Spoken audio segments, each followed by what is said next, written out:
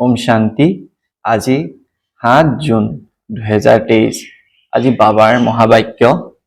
মৰমৰ সন্তানসকল, তোমালোকে দেহ সহিত গোটেই পুৰণি সৃষ্টি ত্যাগ কৰিব লাগে, কিয়নো তোমালোকে মাৰ্গদৰ্শকৰ দ্বাৰা সঁচা মাৰ্গ পাই গৈছা।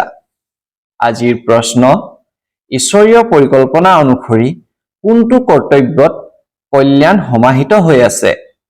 উত্তৰ, মহাবিনাশৰ এয়া যি কৰ্তব্য, যাৰ দ্বাৰা গোটেই বেহদৰ পুৰণি সৃষ্টি নাশ হ'ব, ইয়াত কল্যাণ সমাহিত হৈ আছে।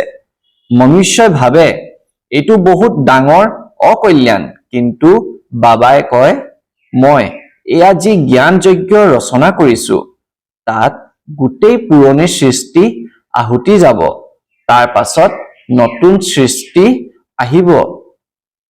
আজিৰ গীত ওম নমঃ শিৱায়। ওম শান্তি। সন্তানসকলে গীতটি শুনিলা। এয়া কাৰ মহিমা আছিল? তুমি মাতা পিতা অৰ্থাৎ পৰম পিতা পৰমাত্মাৰ মহিমা। উচ্চতকৈ উচ্চ ভগৱান, তেওঁৱেই হৈছে উচ্চতকৈ উচ্চ ঈশ্বৰ পিতা। ঈশ্বৰক পিতা বুলি কোৱা হয়। কাৰ পিতা? গোটেই মনুষ্য সৃষ্টিৰ পিতা। তেওঁ হৈছে বেহদৰ পিতা। যিহেতু তেওঁক পিতা বুলি কোৱা হয়, তেন্তে ৰচয়িতাও হ'ব। মনুষ্য সৃষ্টিৰ ৰচয়িতা হয়। বাস্তৱত সকলো মনুষ্য মাত্ৰই দুগৰাকী পিতা আছে, এগৰাকী লৌকিক, আনগৰাকী পাৰলৌকিক আত্মাৰ পিতা। আত্মাক শৰীৰ দিওঁতা হৈছে লৌকিক পিতা। আত্মাটো নিৰাকাৰেই হয়। আত্মাৰ নিবাস স্থান হৈছে নিৰাকাৰী লোক, যাক ব্ৰহ্মলোক বুলিও কোৱা হয়। ইয়াত সকলো আত্মাই ভূমিকা পালন কৰিবলৈ শৰীৰ পাইছে। নাটকৰ ৰহস্যও ভালদৰে বুজিব লাগে। তোমালোকে জানা যে ঈশ্বৰ পিতাৰ মহিমা সকলোতকৈ অনন্য। গায়নো কৰে, হে ঈশ্বৰ পিতা, মনুষ্য সৃষ্টিৰ বীজ স্বৰূপ। এয়া হৈছে ওলোটা বৃক্ষ। বীজ পিতাৰ ওপৰত আছে। যেতিয়া হে ঈশ্বৰ পিতা বুলি কয়, তেতিয়া ওপৰ ফালে দৃষ্টি যায়। সকলো আত্মাৰ পিতা হৈছে একমাত্ৰ পৰম পিতা পৰমাত্মা।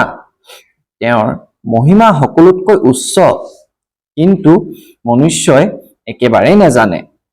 সকলো আত্মাৰ পিতা হৈছে সেইগৰাকী নিৰাকাৰী পিতা, আৰু তাৰ পাছত সাকাৰ পিতা প্ৰজাপিতা ব্ৰহ্মা, যাক আদি দেৱ মহাবীৰ আদম বুলিও কয়, যাৰ দ্বাৰা নিৰাকাৰ পিতা পৰমাত্মাই মনুষ্য সৃষ্টি ৰচনা কৰে। পিতাকটো কেতিয়াও অন্তহীন বুলি ক'ব নোৱাৰি। যেনেকৈ লৌকিক পিতাই ৰচনা ৰচে, স্ত্ৰীক তুলি লৈ তেওঁৰ দ্বাৰা সন্তান জন্ম দিয়ে, তেতিয়া তেওঁক পিতা বুলি কোৱা হয়। পিতাক কেতিয়াও সৰ্বব্যাপী বা অন্তহীন বুলি কোৱা নহয়। পিতাৰ পৰা সন্তানসকলে উত্তৰাধিকাৰী পায়। গতিকে নিৰাকাৰ পৰম পিতা পৰমাত্মা হৈছে সকলো আত্মাৰ বেহদৰ বাবা। এইটো বুজিব লাগে। ঈশ্বৰ এজন, বাবা এজন। এতিয়া আত্মাই নিজৰ পিতাক পাহৰি গৈছে। পিতাক পাহৰি যোৱাৰ বাবে মনুষ্য মাত্ৰেই মাউৰা হৈ গৈছে। বাবাক নজনাৰ বাবে স্বৰ্গ অৰ্থাৎ ৰচনাক অথবা ভাই ভনীক স্মৰণ কৰি থাকে। বাবাক পাহৰি পৰস্পৰ হাই কাজিয়া কৰি থাকে। অনাথ হৈ গৈছে। উত্তৰাধিকাৰী পোৱা যায় সেইজন বাবাৰ পৰা। ব্ৰহ্মা বিষ্ণু শংকৰো হৈছে ৰচনা। ব্ৰহ্মা বিষ্ণু শংকৰ হৈছে সূক্ষ্ম লোকৰ নিবাসী। সূক্ষ্ম লোকৰ ওপৰত আছে মূল লোক, য'ত পৰম পিতা পৰমাত্মা থাকে। আমি আত্মাসকলো তাৰ নিবাসী। আত্মাই ক'ব, সেইখন হৈছে মৰমৰ ঈশ্বৰ পিতাৰ ঘৰ, নিৰাকাৰী লোক। এই লোক কেইখনৰ বিষয়ে জানিব লাগে। তিনিখন লোক বুলি কয়, মূল লোক, সূক্ষ্ম লোক আৰু স্থূল লোক। উচ্চতকৈও উচ্চ হৈছে বাবা কৰণ কৰাৱনহাৰ, ৰচয়িতা নিৰ্দেশক হৈছে পৰম পিতা পৰমাত্মা। প্ৰথমে ব্ৰহ্মা বিষ্ণু শংকৰক ৰচনা কৰে, আকৌ ব্ৰহ্মাৰ দ্বাৰা ব্ৰহ্মা মুখ বংশাৱলী ব্ৰহ্মা কুমাৰ কুমাৰী তুলি লয়। দিলৱাৰা মন্দিৰতো আদি দেৱক দেখুৱাইছে। তলত তপস্যা কৰি আছে। তোমালোকৰে স্মাৰক বিৰাজমান হৈ আছে। যিসকলে ভাৰতক পতিতৰ পৰা পাৱন কৰি তুলিছে, তেওঁলোকৰ স্মাৰক বিৰাজমান হৈ আছে। সকলো প্ৰেমিকাৰ প্ৰেমিক এজনেই। যথাযথ মন্দিৰত জগতম্বা আৰু জগত পিতা বহি আছে, ৰাজযোগৰ তপস্যা কৰি আছে। ভগৱানুবাচ, মই বহি ব্ৰহ্মাৰ হৰিৰ দ্বাৰা তোমালোকক ৰাজযোগ শিকাওঁ। জগতম্বাও আছে, প্ৰজাপিতা ব্ৰহ্মাও আছে আৰু ব্ৰহ্মা কুমাৰ কুমাৰী সকলো আছে, অৰ্ধ কুমাৰী সকলো আছে। মন্দিৰত থকাসকলে নিজে নাজানে যে কুমাৰীসকল কোন, অৰ্ধ কুমাৰীসকল কোন। নিশ্চয় জগতম্বা জগত পিতাৰ সন্তান হ'ব। তেওঁলোক সকলোকে ৰাজযোগ শিকাওঁ। প্ৰথমে ব্ৰহ্মাক কেনেকৈ ৰচনা কৰোঁ সেয়াও কওঁ। সাধাৰণ শৰীৰত বানপ্ৰস্থ অৱস্থাত প্ৰৱেশ কৰোঁ, তেন্তে এওঁ আদি দেৱ হ'ল নহয় জানো। প্ৰজাপিতা ব্ৰহ্মা, যাক মহাবীৰ বুলি কয়, তেওঁ কাৰ সন্তান? বাবাই বহি বুজায় যে মই এই ব্ৰহ্মাৰ শৰীৰত প্ৰৱেশ কৰোঁ, মোৰ নাম শিৱ। এনেকুৱা নহয় যে বাবা নাহেই। গায়ন কৰা হৈছে, য়দা য়দা হি ধৰ্মস্য গ্লানিৰ্ভৱতি ভাৰত, যেতিয়াই ধৰ্মৰ গ্লানি হয় তেতিয়া মই আহোঁ। এই সময়ত এইখন হয়েই পতিত সৃষ্টি। পাৱন সৃষ্টি কেনেকৈ হয় সেয়াও বুজাব লাগে। বাবাই বুজায়, মইহে সদগতি দাতা। গংগা নদীক সদগতি দাতা বুলি ক'ব নোৱাৰে। পতিত পাৱন পৰম পিতা পৰমাত্মাহে সেইজন স্বৰ্গীয় ঈশ্বৰ। বাবাই স্বৰ্গ স্থাপনা কৰে, কিয়নো তেওঁৰ সন্তান হোৱা। তেন্তে কিয়নো ঈশ্বৰ পিতাৰ পৰা স্বৰ্গৰ উত্তৰাধিকাৰী ল'ব নালাগে? বুধ শক্তিৰ কথা নহয় জানো। দিলৱাৰা মন্দিৰতো পুৰা স্মাৰক আছে। তলত তপস্যাত বহি আছে, ওপৰত স্মৃতিচিহ্ন আছে। দেৱী দেৱতাসকল ভাৰততে আছিল। নিশ্চয় পতিতসকলক পাৱন কৰি তুলিবলৈ বাবা আহে। তেওঁ কয়, মই কল্পই কল্পই কল্পৰ সংগম যুগত আহোঁ। সংগম যুগ হৈছে কল্যাণকাৰী যুগ। যিহেতু কলি যুগৰ অন্তত মই আহি সত্যযুগ স্থাপনা কৰোঁ। এয়া বাবাই বহি বুজায়। তেওঁ জন্ম মৰণ ৰহিত। মনুষ্যক ভগৱান বুলি ক'ব নোৱাৰি। মনুষ্যইতো 84 জন্ম লয়। তোমালোক সন্তানসকলে জানা যে এইখন হৈছে মৃত্যুলোক। সত্যযুগক অমৰ লোক বুলি কোৱা হয়। এইখন হৈছে ৰৌৰৱ নৰক। মনুষ্য মাত্ৰেই সকলোৱে ইজনে সিজনক দুখ দিয়ে। ভাৰতেই পাৱন আছিল, য'ত দেৱী দেৱতাসকলে ৰাজ্য কৰিছিল। পিতা আহেই পতিত সৃষ্টিত, পতিত শৰীৰত। নিশ্চয় যিজন প্ৰথমে সত্যযুগত আহিছিল, তেওঁৰেই অন্তিম জন্মৰ শৰীৰত বাবা আহে। গায়নো কৰা হয়, আত্মা পৰমাত্মা পৃথকে থাকিল বহুকাল। পুৰা হিচাপ হৈ গ'ল নহয়। প্ৰথমে আদি সনাতন দেৱী দেৱতা ধৰ্মাৱলম্বীসকল আছিল। 84 জন্মও তেওঁলোকৰে হয়। ইছলাম বৌদ্ধ ধৰ্ম লোকসকলে 84 জন্ম ল'ব নোৱাৰে। ভাৰত হয়েই পৰমপিতা পৰমাত্মাৰ জন্মস্থান। সকলো খণ্ডতকৈ উচ্চ হৈছে ভাৰত খণ্ড, কিন্তু এতিয়া হৈছে কলিযুগ। বাবাই বুজাইছে, এয়া হৈছে অবিনাশী বিশ্ব নাটক। ইয়াৰ কেতিয়াও বিনাশ নহয়। বিশ্বৰ বুৰঞ্জী ভূগোল পুনৰাবৃত্তি হয়। যিসকলে এই জ্ঞান জানি স্বদৰ্শন চক্ৰধাৰী হয়, তেওঁলোকেই চক্ৰৱৰ্তী ৰজা হ'বগৈ। ভাৰতত যেতিয়া দেৱী দেৱতাসকলৰ ৰাজ্য আছিল তেতিয়া আন কোনো ধৰ্ম নাছিল। নতুন ভাৰতত নতুন ৰাজধানী দেৱী দেৱতাসকলৰ আছিল। বিশ্ব সৰ্বশক্তিমান হৰ্তাকৰ্তাৰ ৰাজ্য আছিল। তেওঁলোকৰ ওপৰত কোনেও বিজয় প্ৰাপ্ত কৰিব নোৱাৰে। শ্ৰী লক্ষ্মীনাৰায়ণ গোটেই বিশ্বৰ মালিক আছিল। তেওঁলোকক বিশ্বৰ মালিক কৰি তোলোজন নিশ্চয় বিশ্বৰ ৰচয়িতাই হ'ব। তেওঁ হৈছে পৰম পিতা ঈশ্বৰ বাবা। এই সময়ত দেৱী দেৱতাসকলৰ নাম চিহ্নই নাই। দেৱী দেৱতাসকলৰ কেৱল চিত্ৰ আছে, কিন্তু তেওঁলোকৰ বৃত্তিৰ বিষয়ে কোনেও নাজানে। এই সময়ত চৰকাৰকো কোনো শক্তি নাই। নিজৰ ধৰ্মৰ বিষয়ে গমেই নাপায়। ধৰ্মক শক্তি বুলি কোৱা হয়। ধৰ্ম প্ৰতিষ্ঠা কৰোতা হৈছে বাবা। তেওঁকেই সৰ্বশক্তিমান বুলি কোৱা হয়। গতিকে ঈশ্বৰ পিতা আৰু বাবাও হয়, আকৌ তেওঁক জ্ঞানপূৰ্ণ বুলিও কোৱা হয়। তেওঁ শিক্ষকো হয় আৰু তেওঁক পতিত পাৱন বুলিও কোৱা হয়। তেওঁ সদ্গুৰু হয়। তেওঁৰ কোনো পিতা নাই। তেওঁ হৈছে পৰম পিতা, পৰম শিক্ষক, কিয়নো জ্ঞানপূৰ্ণ হয়। আৰু কোনো মনুষ্যৰ নাটকৰ আদিৰ মধ্য অন্তৰ জ্ঞান নাই। সদ্গতি দাতাও সকলোৰে সেই এজনেই। তেওঁৰ কোনো গুৰু নাই। তেওঁৱেই বেহদৰ বাবা, বেহদৰ শিক্ষক আৰু বেহদৰ সদ্গুৰু। বাবাই বুজায় ভাৰত এতিয়া কঙাল, পতিত কৰে মায়া ৰাৱণে। এতিয়া ভাৰত হৈছে আখুৰি ৰাজস্থান।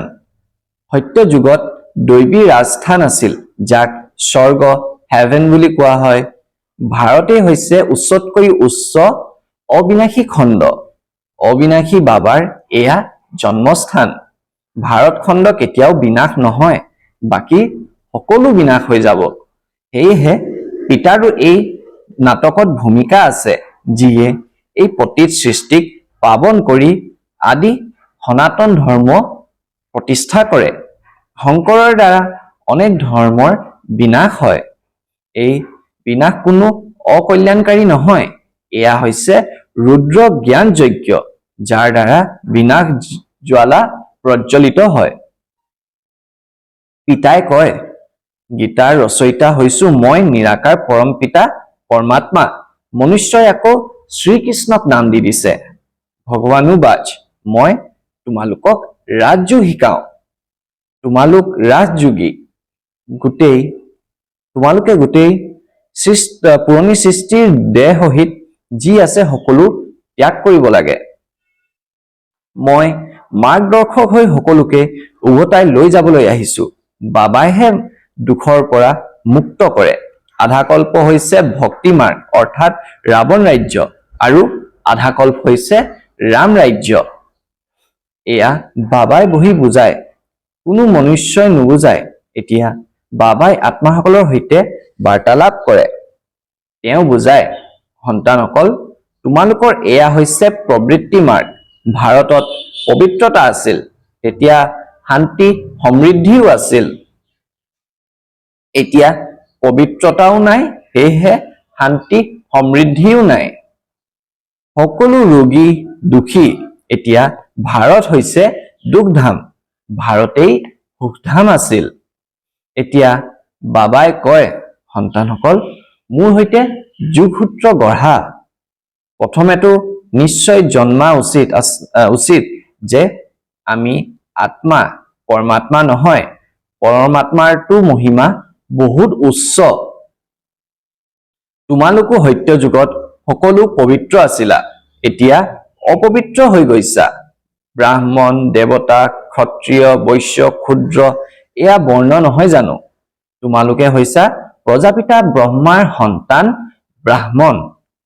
আদি দেৱ ব্ৰহ্মাক কোনে জন্ম দিলে? বাবাই কয়, মই এওঁৰ শৰীৰত প্ৰৱেশ কৰি এওঁৰ নাম ব্ৰহ্মা ৰাখিছো। এওঁক তুলি ললো। এওঁ হৈছে ভাগীৰথ। এওঁৰ দ্বাৰা মই তোমালোক মায়াৰ ওপৰত বিজয় প্ৰাপ্ত কৰাওঁ। বাকী কোনো যুদ্ধক্ষেত্ৰ আদিৰ কথা নহয়। তোমালোক হৈছা অহিংসক। হিংসা দুই প্ৰকাৰৰ। এক হৈছে কামৰূপী কটাৰী চলোৱাৰ হিংসা, আনটো হ'ল ইজনে সিজনক মাৰপিট কৰাৰ হিংসা। বাবাই কয়, এই কাম হৈছে মহাশত্ৰু। ইয়াৰ দ্বাৰা তোমালোকে আদি মধ্য অন্ত দুখ পাইছা। ৰাৱণ ৰাজ্য দাপৰৰ পৰা আৰম্ভ হয়, যেতিয়া ব্ৰহ্মাৰ ৰাতি আৰম্ভ হয়। এই সংগম যুগহে সকলোতকৈ কল্যাণকাৰী হয়। পাছততো অৱনমিত হৈ যায়। দেৱতাৰ পৰা ক্ষত্ৰিয়, ক্ষত্ৰিয়ৰ পৰা বৈশ্য, ক্ষুদ্ৰ বৰ্ণত আহিবই লাগে। যিসকল ব্ৰাহ্মণ ধৰ্মৰ হ'ব, তেওঁলোকহে আহি ব্ৰহ্মা কুমাৰ কুমাৰী হ'ব। পিতাই বহি বুজায়, ভাৰত জীৱন মুক্ত আছিল, এতিয়া জীৱন বন্ধন। বাবা আহি ছেকেণ্ডতে জীৱন মুক্তি দিয়ে।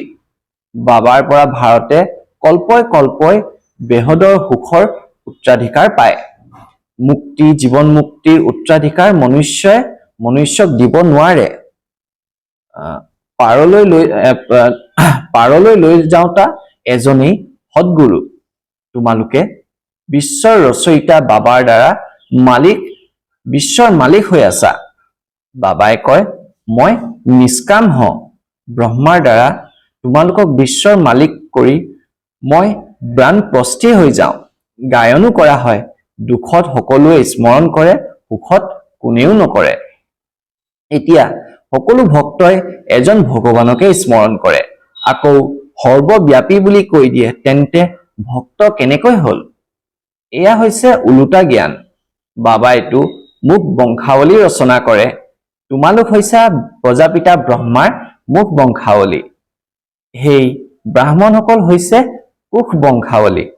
তেওঁলোকক পাৰ্থিৱ মাৰ্গদৰ্শক, আৰু তোমালোক হৈছা আত্মিক মাৰ্গদৰ্শক। বাবাই সকলো আত্মাক কয়, এতিয়া তোমালোকে বাবাক স্মৰণ কৰা। বাবা জানো পাহৰি যাব লাগে? বাবাক পাহৰিলে উত্তৰাধিকাৰ কেনেকৈ পাবা? বাবাই কয়, মামেকম স্মৰণ কৰা, অৰ্থাৎ মোক স্মৰণ কৰা। বাকী সকলো হৈছে তেওঁলোকৰ পৰা উত্তৰাধিকাৰী পাব নোৱাৰা। ভাল বাৰু, অতি মৰমৰ কল্পৰ পাছত পুনৰাই লগ পোৱা সন্তানসকলৰ প্ৰতি মাত পিতা আৰু বাপ দাদাৰ স্নেহপূৰ্ণ স্মৰণ আৰু সুপ্ৰভাত। আত্মিক পিতাৰ আত্মিক সন্তানসকলক নমস্কাৰ। আজিৰ ধাৰণাৰ বাবে মুখ্য সাৰ। ১ নম্বৰ, ড্ৰামাৰ ৰহস্য ভালকৈ জানি ভূমিকা পালন কৰিব লাগে। এতিয়া আমি প্ৰভু পিতাৰ হৈছো। এতিয়াও পৰস্পৰ হাই কাজিয়া কৰিব নালাগে। ২ নম্বৰ, বাবা মাৰ্গদৰ্শক হৈ সকলোকে লৈ যাবলৈ আহিছে। এতিয়া দেহ সহিত সকলো পাহৰি একমাত্ৰ বাবাকহে স্মৰণ কৰিব লাগে। আজিৰ বৰদান, মোৰ বাবা এই সংকল্পৰ দ্বাৰা খোজে প্ৰতি সহায় অনুভৱ কৰোতা নিশ্চয় বুদ্ধি ভৱ। ড্ৰামা অনুসৰি যিসকল দৃঢ় নিশ্চয় বুদ্ধিৰ হয়, অন্তৰত সংকল্প কৰি লয় যে বাবা মোৰ, মই বাবাৰ, এনেকুৱা সন্তানে স্বতঃ সহায় পায়। কেৱল সঁচা অন্তৰেৰে কোৱা মোৰ বাবা, তেতিয়া খোজে প্ৰতি সহায় অনুভূতি হৈ থাকিব।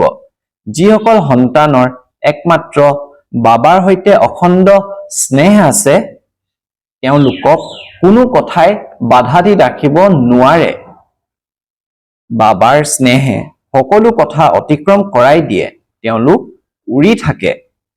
আজিৰ শ্লোগান, সদায় বাবাৰ লাইট মাইটৰ আচ্ছাদনৰ ভিতৰত থাকিলে মায়া তোমালোকৰ সন্মুখত স্থিতি থাকিব নোৱাৰে।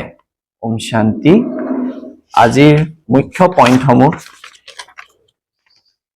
আজি বাবাৰ মহাবাক্য, মৰমৰ সন্তানসকল, তোমালোকে দেহ সহিত গোটেই পুৰণি সৃষ্টি ত্যাগ কৰিব লাগে, কিয়নো তোমালোকে মাৰ্গদৰ্শকৰ দ্বাৰা সঁচা মাৰ্গ পাই গৈছা। আজিৰ প্ৰশ্ন, ঈশ্বৰীয় পৰিকল্পনা অনুসৰি কোনটো কৰ্তব্যত কল্যাণ সমাহিত হৈ আছে? উত্তৰ, মহাবিনাশৰ এয়া যি কৰ্তব্য যাৰ দ্বাৰা গোটেই বেহদৰ পুৰণি সৃষ্টি নাশ হ'ব, ইয়াত কল্যাণ সমাহিত হৈ আছে। মনুষ্যই ভাবে এইটো বহুত ডাঙৰ অকল্যাণ, কিন্তু বাবাই কয় মই এয়া যি জ্ঞানযজ্ঞ ৰচনা কৰিছো তাত গোটেই পুৰণি সৃষ্টি আহুতি যাব, তাৰ পাছত নতুন সৃষ্টি আহিব। আজিৰ বৰদান। মোৰ বাবা এই সংকল্পৰ দ্বাৰা খোজে প্ৰতি সহায় অনুভৱ কৰোঁতা নিশ্চয় বুদ্ধি ভৱ। আজিৰ শ্লোগান, সদায় বাবাৰ লাইট মাইটৰ আচ্ছাদনৰ ভিতৰত থাকিলে মায়া তোমালোকৰ সন্মুখত স্থিতি থাকিব নোৱাৰে। ওম শান্তি।